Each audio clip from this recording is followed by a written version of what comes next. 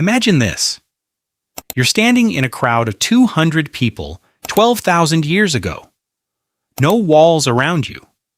No laws. No guards. No one wearing a crown. And if you looked around and asked, who's in charge here? The honest answer would be, nobody. Nobody was in charge. For almost the entire time humans have existed on this planet, not a single person on Earth had the power to order another human being around and be obeyed just because of who they were. No kings, no thrones, no bow before me, just equals.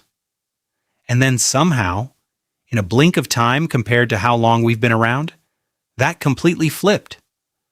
Suddenly there were men sitting on golden chairs, wearing robes, claiming they spoke for the gods, owning the land, owning the food, and able to point at another human being and say, kill him, and have it done. Same species, same brain, same body. So what happened in between? How did a species that spent 200,000 years with no bosses end up building pyramids for one man's dead body? Stay with me until the end, because the answer is stranger than you think. And the last part is going to change the way you look at every leader you've ever had in your life, including the ones today. Let's rewind. Way back. Picture a small band of people, maybe 25, maybe 40, walking across a grassland together, following animals, following seasons. This was life for almost all of human history.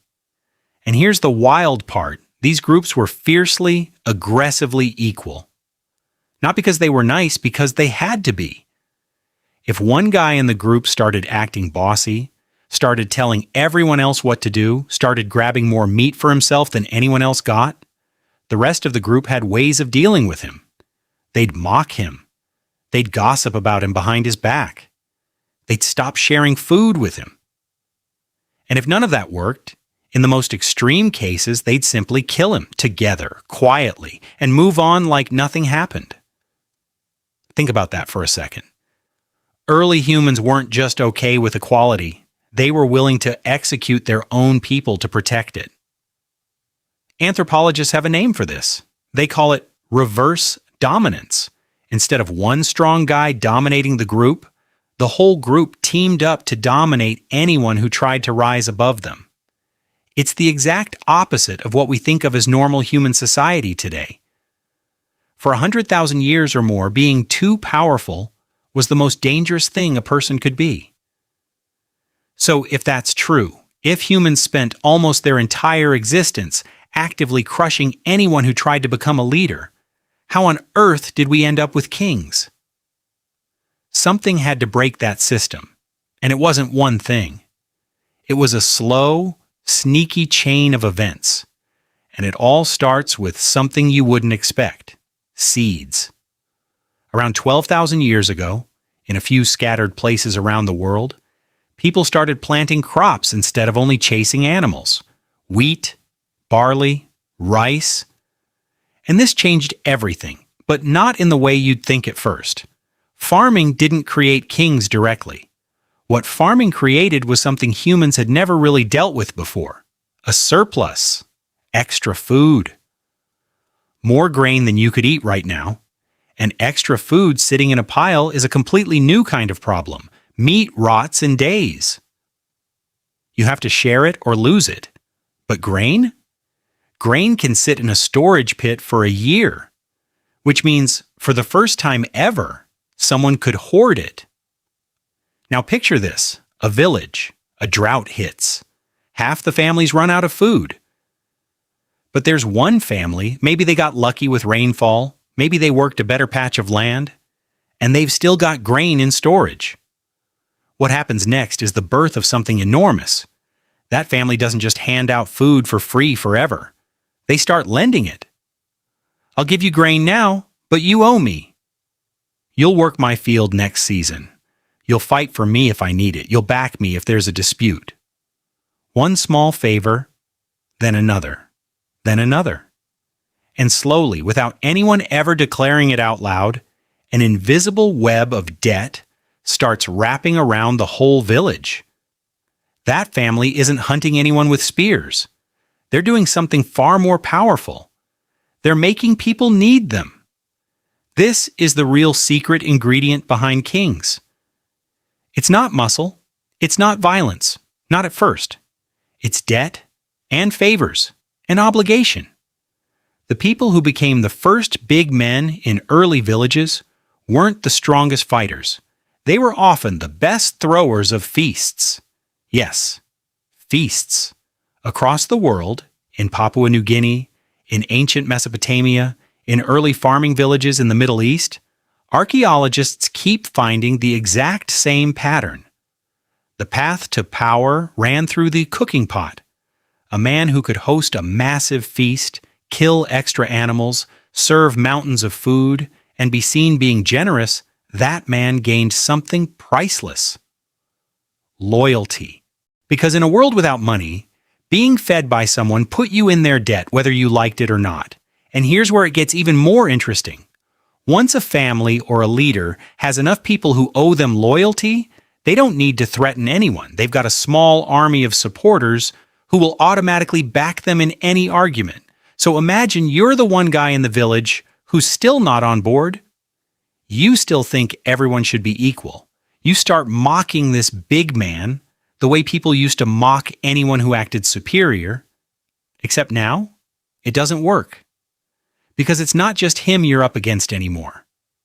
It's him and his 20 families who owe him grain, labor, and favors. Your gossip doesn't scare him. Your mockery doesn't shrink him. The old trick that kept humans equal for 100,000 years just got outmatched by a stockpile of wheat. Now stretch this out over hundreds of years, across dozens of generations, in villages that keep growing bigger. What started as one grateful family owing another family a favor slowly hardens into something permanent. Sons inherit their father's stored grain, and with it, they inherit the debts, the loyalty, and the followers that came with it. Now power isn't just earned anymore, it's passed down through blood.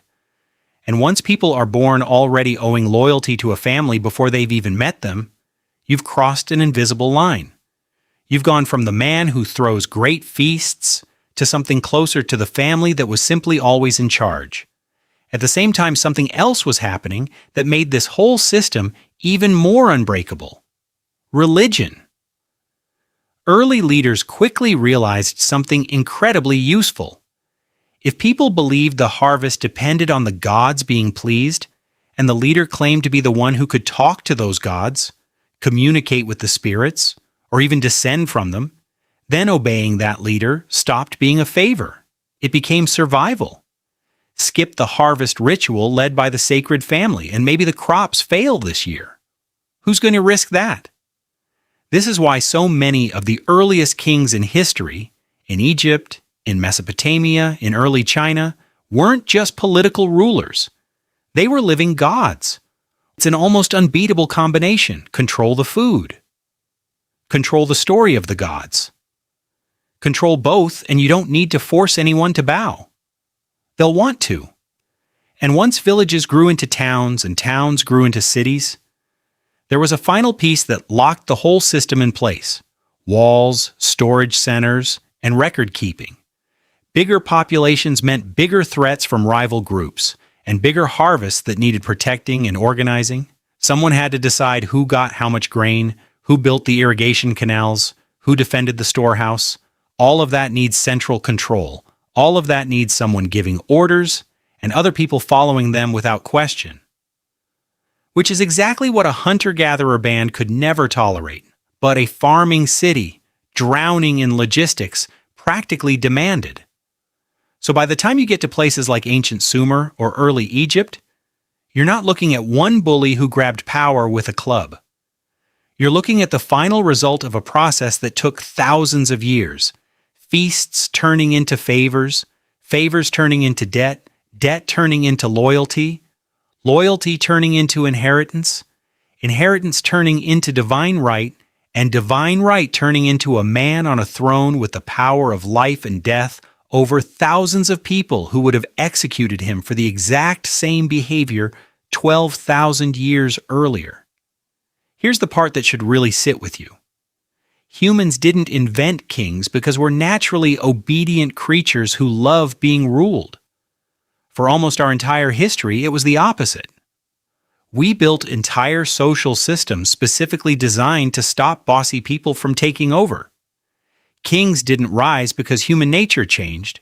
Kings rose because our circumstances changed. Food surplus, debt, storage, religion, and growing populations quietly rewired the rules of the game until obedience became easier than resistance. And honestly, that should make you look at power a little differently even today.